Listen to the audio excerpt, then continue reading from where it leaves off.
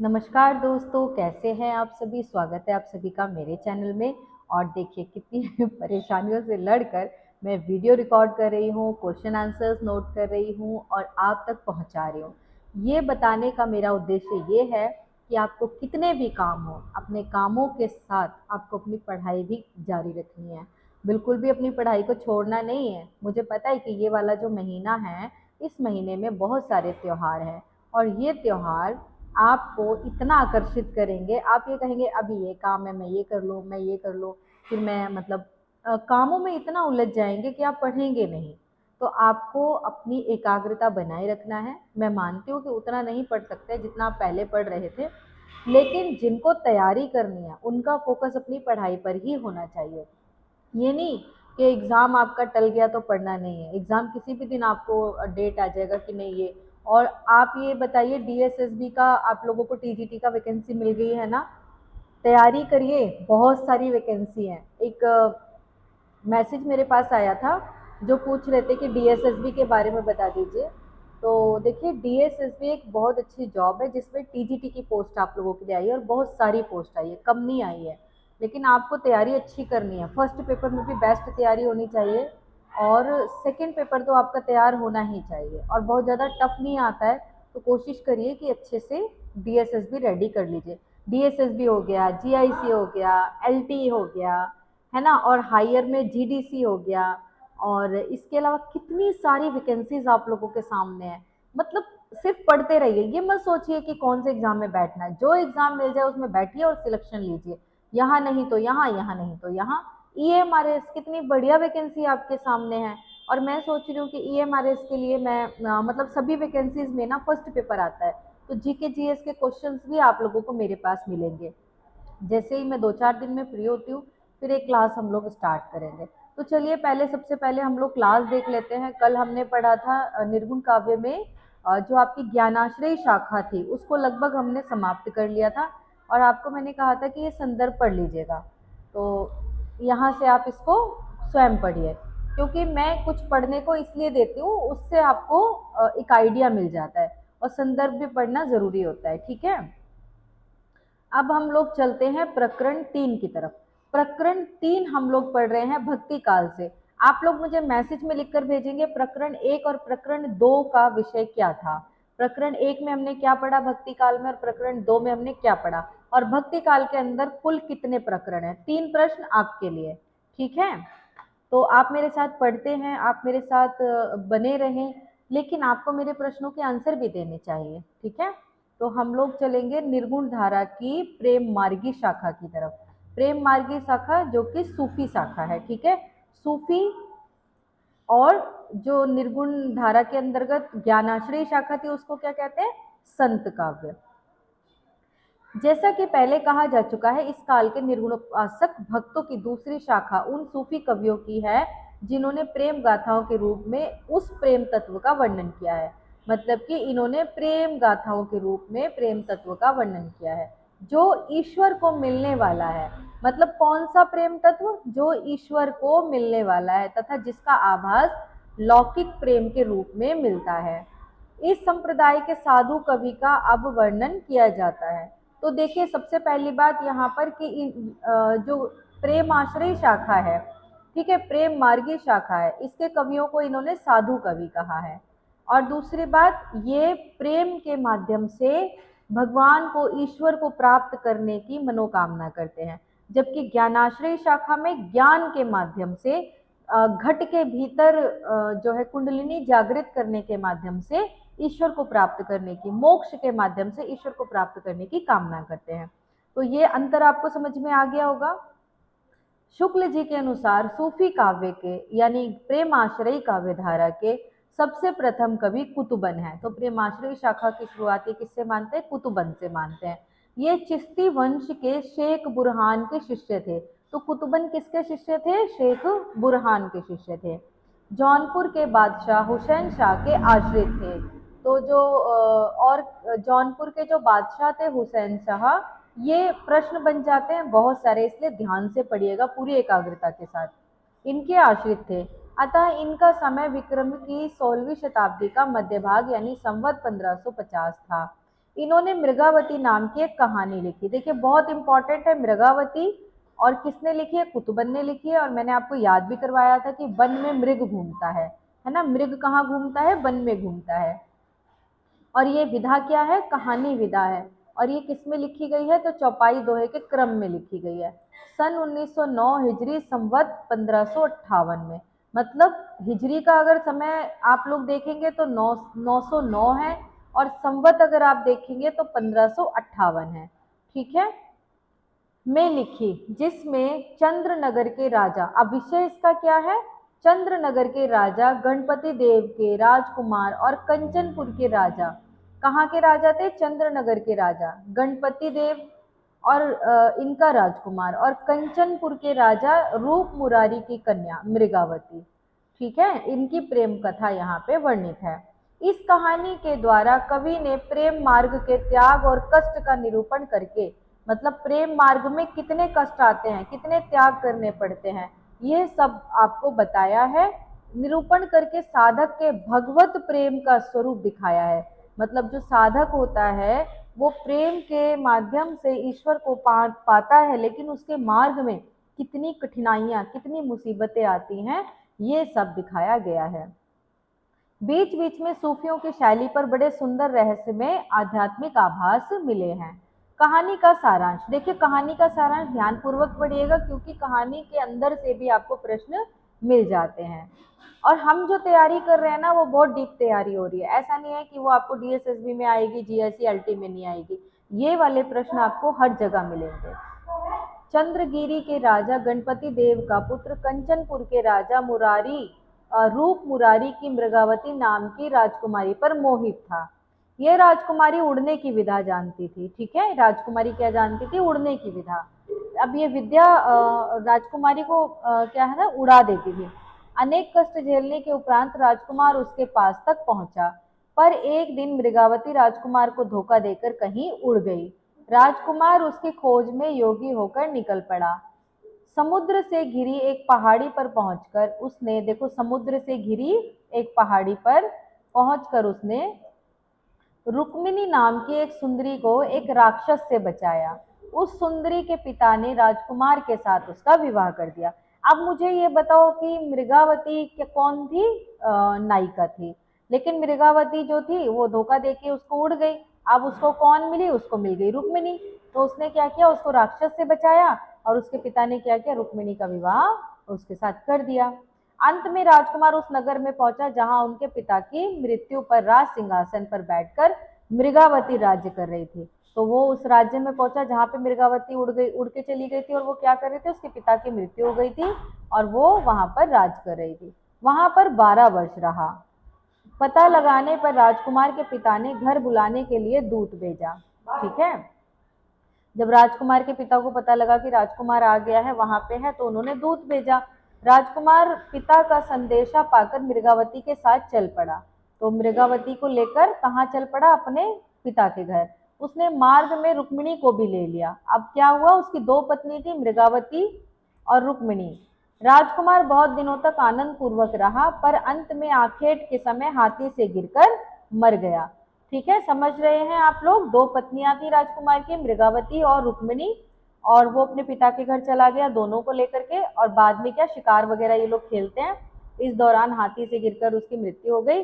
और उसकी दोनों रानियां प्रिय के मिलने की उत्कंठा में बड़े आनंद के साथ सती हो गई। देखिए आज के टाइम में तो ऐसा कुछ भी पॉसिबल नहीं है, लेकिन देखिए दोनों रानियां अपने पति से इतना प्यार करती थी कि उनके मर जाने पर सती हो गई।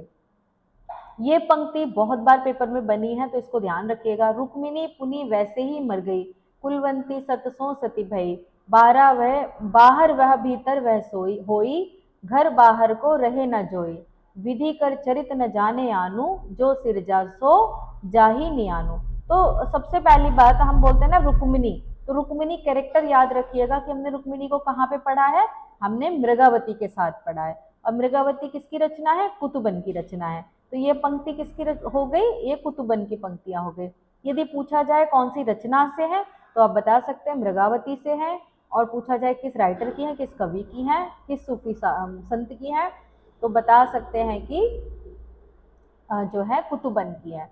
ये ही पंक्तियां आती हैं यहाँ से यहाँ तक, ठीक है, इसको याद कर लीजिएगा। मंझन, अब हम यहाँ मंझन को पढ़ रहे हैं। इनके संबंध में कुछ भी ज्ञात नहीं है, केवल इनकी रची हुई मधुमालती की एक खंडित, ये याद रखिएगा कि मधुमालती जो है वो एक खंडित प्रति है। तो मधुमालती की खंडित प्रति मिली है जिसमें इनकी कोमल कल्पना और स्निग्ध हृदयता का पता चलता है। ये याद रखिएगा कि कोमल कल्पना और स्निग्ध हृदयता, ये जो लाइनें हैं किसके लिए कही गई हैं, ये मंझन के लिए कही गई हैं। और कौन सी रचना से पता चलता है, तो मधुमालती से पता चलता है। मृगावती के समान मधुमालती में भी 5 चौपाइयां अर्धालियों के उपरांत एक दोहे का क्रम रखा गया है। ये इंपॉर्टेंट फैक्ट है, इसको याद रखिएगा कि मृगावती और मधुमालती में 5 चौपाइयों यानी अर्धालियों के बाद एक दोहे का क्रम है। मतलब 5 चौपाई आएंगे फिर एक दोहा आएगा, 5 चौपाई फिर एक दोहा, 5 चौपाई फिर एक दोहा, ठीक है। पर मृगावती की अपेक्षा इसकी कल्पना भी विशद है और वर्णन भी अधिक विस्तृत और हृदयग्राही है। आध्यात्मिक प्रेम भाव की व्यंजना के लिए प्रकृति के भी अधिक दृश्यों का समावेश मंझन ने किया है। आध्यात्मिक प्रेम भाव समझ रहे हैं, ईश्वर के प्रति जो प्रेम भाव होता है उसकी व्यंजना के लिए भी प्रकृति के भी कुछ दृश्यों को इसमें लिया है। कहानी भी कुछ अधिक जटिल और लंबी है जो अत्यंत संक्षेप में नीचे दी गई है। तो कहानी तो बहुत लंबी है लेकिन शुक्ल जी ने यहाँ में एक संक्षेप में बताने का प्रयास किया कि मधुमालती में क्या है। अब ध्यान से सुनिए मधुमालती की कहानी। कनेसर नगर के राजा सूरजभान, तो मधुमालती में आप ध्यान से सुनते रहिएगा। कनेसर नगर के राजा सूरजभान है जिनका पुत्र है मनोहर, और यही नायक है कहानी का। नामक एक सोए हुए राजकुमार को अप्सराएं रातों रात महारस नगर की, अब कहाँ उठाकर ले गई थी अप्सराएं, महारस नगर। राजकुमारी कौन थी, मधुमालती की चित्रसारी में रख दिया। मतलब राजकुमार सोया हुआ था, अप्सराएं आई, राजकुमार को उठा के लेके गई और मधुमालती की चित्रसारी में छोड़ दिया। वहां जागने पर दोनों का साक्षात्कार हुआ। मतलब जब राजकुमार जागा, राजकुमारी जागी, तो दोनों ने एक दूसरे को देखा, दोनों एक दूसरे पर मोहित हो गए। पूछने पर मनोहर ने अपना परिचय दिया और कहा, मेरा अनुराग तुम्हारे ऊपर कई जन्मों का है। इससे जिस दिन मैं इस संसार में आया उसी दिन से तुम्हारा प्रेम मेरे हृदय में उत्पन्न हुआ। बातचीत करते करते दोनों एक साथ सो गए। अब ध्यान दीजिएगा कि वहां बातचीत हुई, प्रेम मोहब्बत की बातें हुई और फिर दोनों सो गए। उसके बाद क्या हुआ, वही अप्सराएं राजकुमार को उठाकर फिर से उसके घर पर रख आई। अब बताइए अप्सराएं क्यों ले गई थी उसको उठा के, और जब ले ही गई थी तो वापस ही क्यों लाना था। दोनों जब अपने अपने स्थान पर जागे तब प्रेम में व्याकुल हो गए। राजकुमार वियोग से विकल होकर घर से निकल पड़ा और उसने समुद्र मार्ग में यात्रा की। अब क्यों निकल गया वो, अपनी राजकुमारी को ढूंढने के लिए। मार्ग में तूफान आया जिससे इष्ट मित्र इधर उधर बह गए, और रास्ते में तूफान आया तो जो उसके साथ थे वो सब इधर उधर बह गए। राजकुमार एक पटरे पर बहता हुआ एक जंगल में जा लगा, जहाँ एक स्थान पर एक सुंदर स्त्री पलंग पर लेटी दिखाई पड़ी। पूछने पर जान पड़ा कि वह चित्त विश्रामपुर के राजा चित्रसेन की कुमारी प्रेमा थी, जिसे एक राक्षस उठा लाया था। मनोहर कुमार ने उस राक्षस को मारकर प्रेमा का उद्धार किया। अब यहाँ आप समझ रहे हो, उसे एक राजकुमारी मिली प्रेमा, जिसको राजकुमार उठा के ले आया था, और मनोहर ने क्या किया, राजकुमार राक्षस को मार के, सॉरी राक्षस उठा के लाया था और मनोहर ने उस राक्षस को मार के प्रेमा को बचाया। प्रेमा ने मधुमालती का पता बताकर कहा कि वह मेरी सखी है। अब जब दोनों मिले होंगे तो राजकुमार ने प्रेमा के बारे में बताया, वो सॉरी मधुमालती के बारे में बताया। तो उन्होंने बताया प्रेमा ने कि मधुमालती मेरी सहेली है, मैं तुम्हें उस तक जरूर पहुंचाऊंगी। मनोहर को लिए हुए प्रेमा अपने पिता के नगर में आई। मनोहर के उपकार को सुनकर प्रेमा का पिता उसका विवाह मनोहर के साथ करना चाहता था, पर प्रेमा ये कहकर अस्वीकार करती है कि मनोहर मेरा भाई है और मैंने उसे उसकी प्रेम पात्री मधुमालती से मिलाने का वचन दिया। यहाँ पर दोनों कहानियों को हम तुलनात्मक नजर से देखेंगे। मृगावती जो कहानी है, वहां के राजकुमार ने क्या किया, अपनी प्रेमिका से विवाह किया और रुक्मिणी जिसको बचाया था उससे भी शादी कर ली। लेकिन मधुमालती एक ऐसी रचना है जो एक पत्नी पर आधारित है। यानी कि मनोहर चाहता तो प्रेमा से विवाह कर सकता था लेकिन उसने मना कर दिया। यहाँ पर एक कहते हैं ना शुद्ध प्रेम नजर आता है जो केवल एक राजकुमारी के प्रति मनोहर का है। और यही एक क्वेश्चन बनता है कि कौन सी रचना से एक पत्नीवाद शुरू होता है, तो आपकी मधुमालती से ही वो शुरू होता है। अब यहाँ पर आपको आगे चलते हैं, दूसरे दिन मधुमालती अपनी माता रूप मंजरी के साथ प्रेमा के घर आई और प्रेमा ने उसके साथ मनोहर कुमार का मिलाप करा दिया। सवेरे रूप मंजरी ने चित्रसारी में जाकर, रूप मंजरी कौन थी? प्रेमा की माँ, सॉरी, मधुमालती की माँ। तो रूप मंजरी ने चित्रसारी में जाकर मधुमालती को मनोहर के साथ पाया। अब मनोहर मधुमालती एक साथ थे और उनकी माँ ने देख लिया। जगने पर मनोहर ने तो अपने को दूसरे स्थान में पाया और रूप मंजरी अपनी कन्या को भला बुरा कहकर मनोहर का प्रेम छोड़ने को कहने लगी। मतलब उसकी माँ को पसंद नहीं था कि वो मनोहर के साथ शादी करे। जब उसने ना माना तब माता ने शाप दे दिया कि तू पक्षी हो जा। अब शाप किसको दिया? मधुमालती को। रूप मंजरी ने शाप दे दिया कि तू पक्षी बन जाए। जब वह पक्षी होकर उड़ गई तब माता को पछताने और विलाप करने लगी, पर मधुमालती का कहीं पता न लगा। मधुमालती उड़ती उड़ती बाहर दूर निकल गई। कुंवर ताराचंद नाम के एक राजकुमार ने उस पक्षी की सुंदरता देख उसे पकड़ना चाहा। अब यहाँ पर आपको एक कैरेक्टर और मिल रहा है, ताराचंद। तो याद रखिएगा, जो प्रेमा है ना, उसका प्रेम जो है ताराचंद के साथ यहाँ पे दिखाया जाएगा। मधुमालती को ताराचंद का रूप मनोहर से कुछ मिलता जुलता दिखाई दिया, इससे वह कुछ रुक गई और पकड़ ली गई। अब मधुमालती क्या थी? पक्षी थी। और मधुमालती को किसने पकड़ लिया? ताराचंद ने पकड़ लिया। ताराचंद ने उसे एक सोने के पिंजरे में रखा। एक दिन पक्षी मधुमालती ने प्रेम की सारी कहानी ताराचंद को क्या सुनाई, और जो मधुमालती पक्षी थी उसने क्या किया? ताराचंद को सारी कहानी सुना दी, जिसे सुनकर उसने प्रतिज्ञा की कि मैं तुझे तेरे प्रियतम मनोहर से अवश्य मिलवाऊंगा। अंत में वह उस पिंजरे को लेकर महारस नगर में पहुंचा। मधुमालती की माता अपनी पुत्री को पाकर बहुत प्रसन्न हुई और उसने मंत्र पढ़कर उसके ऊपर जल छिड़का। अब क्या हुआ? रूप मंजरी ने मंत्र छिड़का और अपनी बेटी को पक्षी से फिर बेटी बना दिया। वह पक्षी से मनुष्य हो गई। मधुमालती के माता पिता ने ताराचंद के साथ मधुमालती का ब्याह करने का विचार किया। क्यों? क्योंकि ताराचंद ही उस पक्षी को लेकर आया था, तो उन्होंने बोला कि अब हम तेरे साथ, मतलब तुम्हारे साथ शादी कर देते हैं। तो ताराचंद ने मना कर दिया। ताराचंद ने क्या बोला? नहीं नहीं, ताराचंद ने कहा मधुमालती मेरी बहन है और मैंने प्रतिज्ञा की है कि मैं जैसा होगा वैसे मनोहर से मिलवाऊंगा। तो यहाँ एक मतलब शुद्ध प्रेम मिलता है जो एक के प्रति है। ये कौन सी रचना में मिलता है? मधुमालती में। जबकि मृगावती में राजकुमार ने दो राजकुमारियों से शादी की थी। इस बात का ध्यान रखिएगा। मधुमालती की माता सारा हाल लिखकर प्रेमा के पास भेजती है। ठीक है, प्रेमा कौन थी? उसकी सहेली। और रूप मंजरी क्या करती है? मधुमालती की माँ है, जो कि सब कुछ लिख करके प्रेमा को भेज देती है। मधुमालती भी उसे अपने चित्त की दशा लिखती है।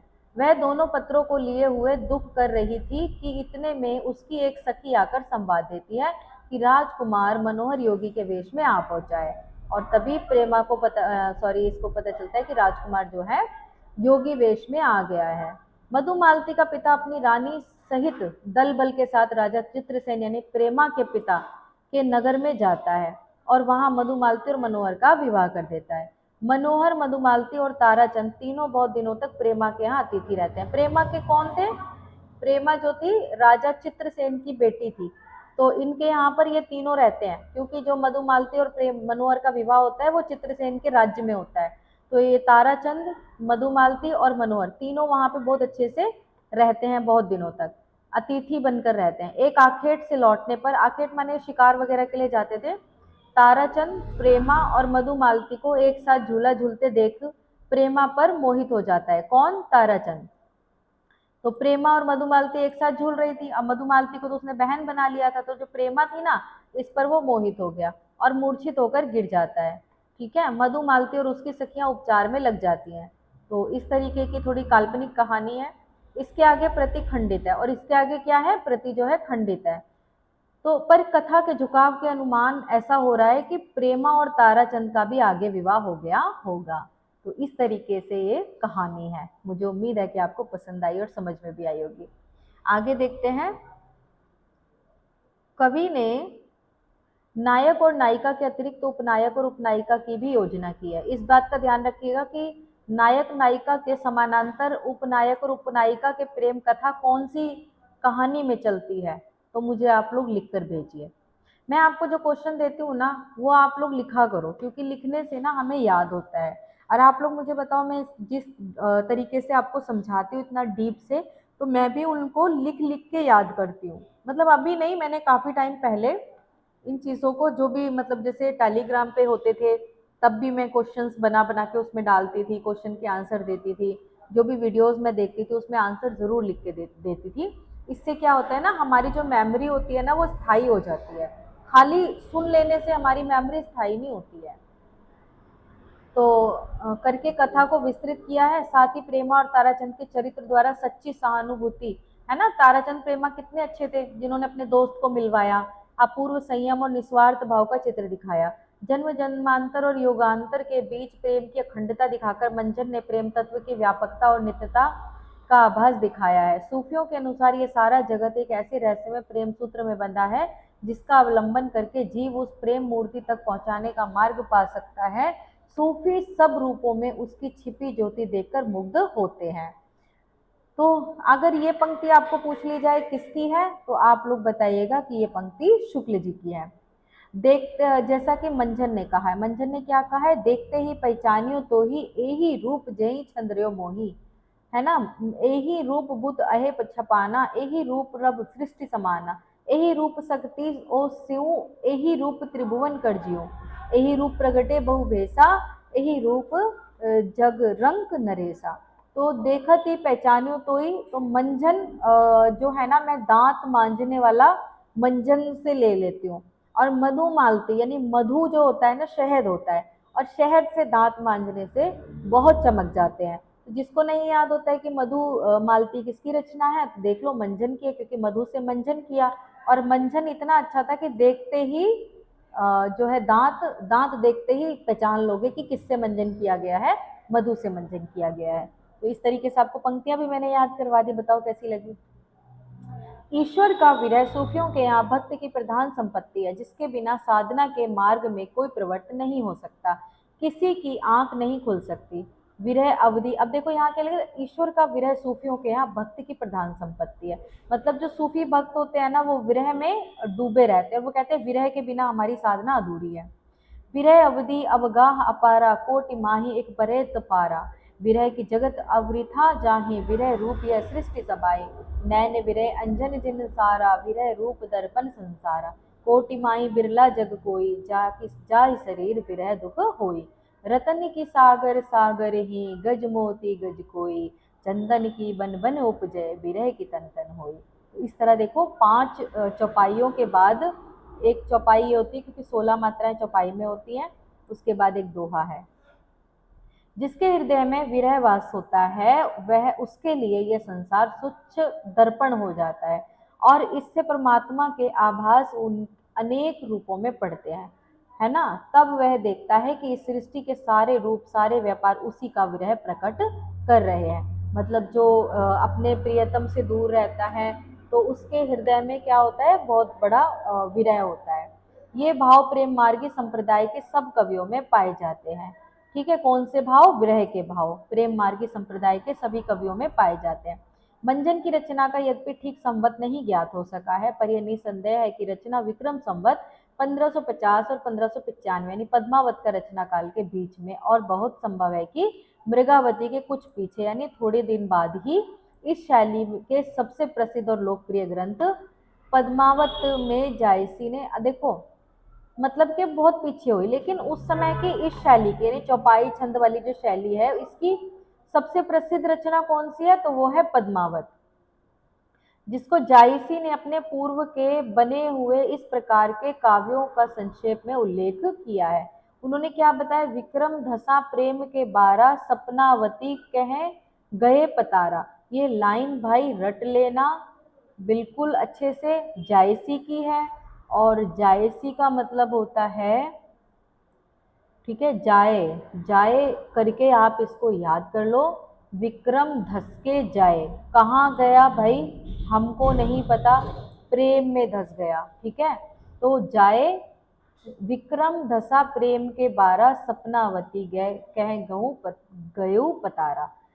तो ये लाइन याद कर लेना, मधु 5 मुग्धावती लागी, गगन रूप गगनपुर होइगा बैरागी, मतलब गगनपुरा हो गया बैरागी। राजकुमार कंचनपुर गयो, मिर्गावती के भोगी जोगी भयो, सांगे कुंवर खंडावत जोगू। यहाँ पे जो खंडावत नाम है ना, मैं इसके बारे में अभी आपको बताऊंगी। मधु मालती कर कीन वियोगु, प्रेमावती के सुरबर साधा, ऊषा लागी अनिरुद्ध बर बाधा। तो यहाँ पर क्या है, ये लिख रखा है इन्होंने नाम, और यहाँ पर उनकी विशेष कथा। तो इन पद्यों में जायसी ने पहले 4 काव्यों का उल्लेख किया है, मुग्धावती, मृगावती, मधुमालती और प्रेमावती। इसमें इनमें से मृगावती और मधुमालती का पता चल गया है, शेष 2 अभी तक नहीं मिले हैं। जिस क्रम से ये नाम आए हैं, यदि वह रचना काल के क्रम के अनुसार माना जाए तो मधुमालती की रचना कुतुबन की मृगावती के पीछे ठहरती है, मतलब उसके बाद, यानी पहले मृगावती आएगी फिर मधुमालती आएगी, ऐसा शुक्ल जी कहते हैं। जायसी का जो उद्धरण दिया गया है उसमें मधुमालती के साथ मनोहर का नाम नहीं है, खंडावत नाम है। देखो मैंने बताया ना कि खंडावत, कुंवर खंडावत इन्होंने बोला है, तो मनोहर का नाम नहीं है, खंडावत का नाम है। पद्मावत की हस्तलिपियां, हस्तलिखित प्रतियां प्राय फारसी अक्षरों में मिलती हैं। ये याद रखिएगा कि पद्मावत की जो हस्तलिखित प्रतियां हैं वो कौन सी अक्षरों में है, तो फारसी में लिखी गई हैं। मैंने 4 ऐसी प्रतियां देखी हैं जिन सब में नायक का ऐसा नाम लिखा है जिसे खंडावत, कुंडावत, कंडावत, गंधावत इत्यादि ही पढ़ सकते हैं। ठीक है, ये क्या है, मतलब कुंडावत खंडावत, ये है मनोहर के नाम। ठीक है, जो मनोहर है ना उसको बहुत सी प्रतियों में मनोहर नाम नहीं दिया गया है, खंडावत दिया गया है, कुंडावत दिया गया है, कंडावत और गंधावत। लेकिन एक्चुअल में केवल एक हस्तलिखित प्रति हिंदू विश्वविद्यालय के पुस्तकालय में है जिसमें साफ मनोहर पाठ है। उस्मान की चित्रावली, देखो चित्रावली के अंतर्गत ना एक पूछा जाता है कि चित्रावली में कौन सी कहानी का वर्णन मिलता है, तो आप बताएंगे मधुमालती का कुछ अंश उसमें हमें मिलता है। तो चित्रावली में भी मधुमालती का जो उल्लेख है उसमें भी कुंवर का नाम क्या रखा है, मनोहर ही रखा है। ये याद रखिएगा, चित्रावली में कौन सी रचना का अंश मिलता है आपको, मधुमालती का। मधुमालती होई रूप दिखावा, प्रेम मनोहर होई ते आवा, ये जो है इस तरह की पंक्ति है। यही नाम मधुमालती की उपलब्ध प्रतियों में भी पाया जाता है, और मधुमालती की जो प्रतियां उपलब्ध है उसमें भी मनोहर नाम पाया जाता है, लेकिन जायसी ने मनोहर नाम की जगह खंडावत नाम दिया है। इस तरह का प्रश्न बनने की संभावना हो सकती है। पद्मावत के पहले मधुमालती की बहुत अधिक प्रसिद्धि थी। ठीक है, पहले देखो अभी क्या है ना, पद्मावत ही बहुत ज्यादा प्रसिद्ध है, लेकिन जब पद्मावत नहीं लिखी गई थी तो मधुमालती बहुत ज्यादा प्रसिद्ध थी। इसका प्रमाण क्या है कि जैन कवि बनारसी दास अपने आत्मचरित संवत 1660 के आसपास की अपनी इश्कबाजी वाली जीवनचर्या का उल्लेख करते हुए लिखा है कि उस समय में हाट बाजार में जाना छोड़ घर में पड़े पड़े मृगावती और मधुमालती नाम की पोथियां पढ़ा करता था। तो इनकी बनारसी दास की ये वाली जो पंक्तियां हैं ये बहुत बार आई हुई हैं। तब घर में बैठे रहे नाहिन हाट बाजार, मधुमालती मृगावती पोथी दोय उचार। इसके उपरांत दक्षिण के शायर नसरती ने भी संवत 1700 मधुमालती के आधार पर दक्खनी उर्दू में गुलशन इश्क, ये लाइन ध्यान रखिएगा, इस लाइन में क्या दिया गया है कि जो दक्षिण के शायर हैं नसरती, ठीक है, संवत 1700 में मधुमालती के आधार पर इन्होंने एक दक्खनी उर्दू में, किसमें लिखा, दक्खनी उर्दू में एक रचना प्रेम कहानी लिखी जिसका नाम था गुलशन इश्क। तो इस तरीके से हमने आज पढ़ा सूफी काव्य के बारे में, और मलिक मोहम्मद जायसी काफ़ी विस्तार से पढ़ेंगे, तो इसको हम अगली क्लास में पढ़ेंगे। कैसी लगी आपको मेरी क्लास? और ये नहीं है कि क्लास खत्म हो गई, अभी क्वेश्चन आंसर्स बाकी हैं, तो चलिए क्वेश्चन आंसर्स की तरफ चलते हैं।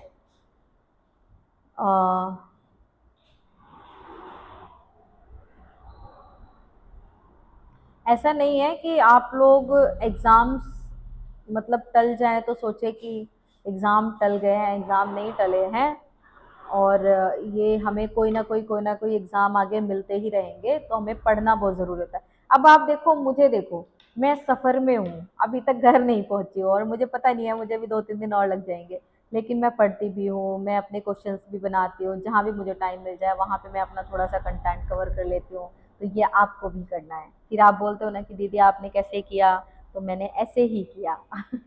जब आपको जहाँ समय मिल जाए पढ़िए। चलिए, प्रकरण 3 निर्गुण धारा प्रेम मार्गी यानी सूफी शाखा। और वीडियो के स्टार्टिंग में मैंने आपसे पूछा था जो प्रश्न, उसके आंसर ज़रूर लिखिएगा। वीडियो को लाइक ज़रूर कीजिए और सब्सक्राइब चैनल को ज़रूर कर दीजिए। इस समय मुझे आप लोगों का प्यार बहुत कम मिल रहा है, ऐसा क्या हो गया है जो कि वीडियोस बहुत वीक हो गए हैं। चलिए कोई बात नहीं, आप लोगों तक मेरा जो उद्देश्य है कि आप लोगों को मुझसे थोड़ा सा योगदान मिल जाए और किसी को मैं उनके लक्ष्य तक पहुंचा दूं, बस मेरे लिए वही काफ़ी है। तो चलिए प्रश्न नंबर 1, प्रेम मार्गी अथवा प्रेमाश्रय काव्यधारा को किस प्रकरण के अंतर्गत रखा गया है? तो प्रकरण 3 के अंतर्गत। आगे देखते हैं दूसरा क्वेश्चन, इस संप्रदाय के कवियों को शुक्ल जी ने किस नाम से पुकारा है? तो किस नाम से पुकारा है? साधु कवियों के नाम से। तीसरा प्रश्न, शुक्ल जी ने सूफी शाखा की शुरुआत किस कवि से मानी है? तो इन्होंने मानी है कुतुबन से। आगे देख लेते हैं 4, कुतुबन के गुरु का क्या नाम था? तो कुतुबन के गुरु का नाम था शेख बुरहान। पांचवा क्वेश्चन, शेख बुरहान किस वंश के थे? तो ये चिश्ती वंश के थे। ठीक है। कुतुबन किस बादशाह के आश्रित थे? तो ये थे जौनपुर के बादशाह हुसैन शाह के। सातवां प्रश्न, मृगावती किसकी रचना है? तो यह है कुतुबन की रचना। चलिए मेरे साथ साथ आप भी आंसर बोला कीजिए, चुपचाप नहीं बैठना है। मृगावती किस विधा की रचना है? तो जैसे मैंने बोला वैसे आप भी आंसर कीजिए, कहानी विधा की। इससे क्या होता है ना, साथ साथ बोलते रहने से भी याद होता है। 19वां प्रश्न देखिए, मृगावती किस छंद में लिखी गई थी? तो मृगावती लिखी गई चौपाई दोहा के क्रम में। ठीक है। देखो मैं यहाँ पहले दोहा लिख रही थी, लेकिन दोहा नहीं लिखना है, गलत हो जाएगा। पहले चौपाई आती है और उसके बाद दोहा आता है। और कितनी चौपाई आती हैं ये आप बताएंगे। शुक्ल जी ने मृगावती का समय क्या माना है? तो शुक्ल जी ने मृगावती का समय माना है, हिजरी में अगर आप देखेंगे तो 909 है और संवत में आप देखेंगे तो 1558 है। 58, ठीक है। मृगावती कुतुबन 58, ठीक है। तो क्या आ रहा है इसमें? वन। वन माने जंगल, और मृग कहाँ घूमते हैं? वन में। तो 58 में भी वन आ रहा है और कुतुबन में भी वन आ रहा है। याद हुआ ना? तो लाइक ज़रूर कीजिएगा। और जो नए हैं उनको भी यदि ट्रिक से याद हो रहा है तो प्लीज़ सब्सक्राइब कर दीजिए चैनल को। मृगावती कहानी का विषय क्या है? तो मृगावती कहानी का विषय है चंद्रनगर के राजा गणपति देव के राजकुमार और कंचनपुर के राजा रूप मुरारी की कन्या मृगावती की प्रेम कथा है। 12वां क्वेश्चन, इस कहानी के द्वारा कवि ने क्या संदेश दिया है? तो इस कहानी के द्वारा कवि ने प्रेम मार्ग के त्याग और कष्ट का निरूपण करके साधक के भगवत प्रेम का स्वरूप दिखाया है। मतलब जो प्रेम मार्ग होता है उसमें कितना त्याग और कितना कष्ट होता है, उसके माध्यम से हम भगवत को प्रेम करते हैं, फिर भी हम प्रेम करना नहीं छोड़ते हैं। तो ये उन्होंने बताया है। अब ये पंक्ति देखिए, रुक्मिणी पुनि वैसे ही मर गई कुलवंती सतसों सती भई, किसकी पंक्ति है? आप लोग हमें बताएंगे। शुक्ल जी ने कोमल कल्पना और स्निग्ध हृदयता किस रचना के लिए कहा है? तो ये कहा है इन्होंने मधुमालती के लिए। और किस मधुमालती में नजर आई है इनकी किसकी? मंझन की कोमल कल्पना। मृगावती और मधुमालती में कितनी चौपाइयों यानी अर्धालियों के उपरांत एक दोहा का क्रम रखा गया है? तो 5 के बाद। मृगावती की अपेक्षा इसकी कल्पना भी विशद है और वर्णन भी अधिक विस्तृत और हृदयग्राही है। शुक्ल जी ने ये पंक्ति किस रचना के लिए कहा है? तो ये मधुमालती के लिए कहा है। मधुमालती किसके द्वारा रचित है ये आप खुद बताएंगे, मैंने यहाँ आंसर नहीं लिखा है। चलिए आगे देखते हैं, थोड़ा सा बड़ा करूं?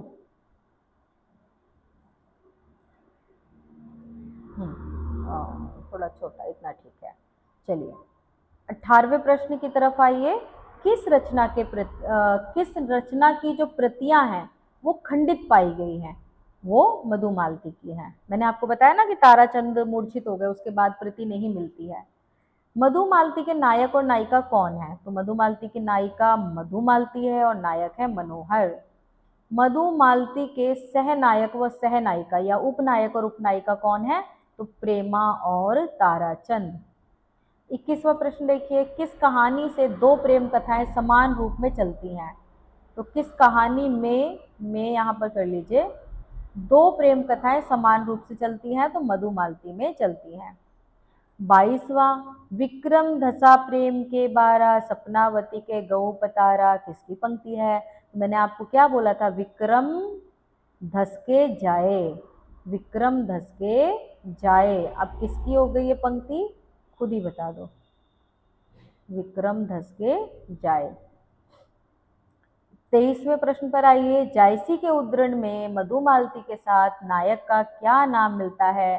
तो ये मिलता है खंडावत। मैंने आपको ये कई बार बता दिया, कंडावत, खंडावत, है ना, गंडावत, इस तरह के नाम मिलते हैं। किसके? मनोहर के। 24वें प्रश्न पर आ जाओ, पद्मावत की हस्तलिखित प्रतियां प्राय किन अक्षरों में मिलती हैं?